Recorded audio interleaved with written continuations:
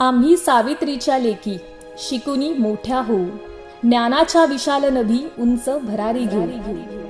या ओळीतील भावना आता प्रत्येक मुलीच्या मनात असणार आहेत, कारण राज्यातील मुलींना मोफत उच्च शिक्षण देण्याचा निर्णय मुख्यमंत्री एकनाथजी शिंदे यांच्या नेतृत्वाखालील महायुती सरकारने घेतलाय.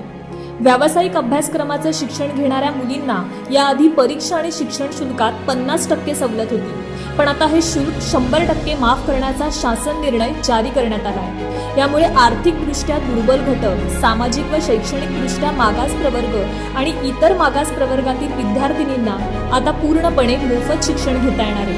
कुटुंबाचं 8 लाखांपर्यंतचं वार्षिक उत्पन्न असणाऱ्या मुलींना या निर्णयाचा लाभ घेता येणार आहे. यासाठी सरकारने 906 कोटी रुपयांची तरतूद केली आहे. महायुती सरकारच्या या निर्णयामुळे राज्यातील मुलींच्या उच्च शिक्षणातील आर्थिक अडचण दूर होणार असून त्या अधिक संख्येने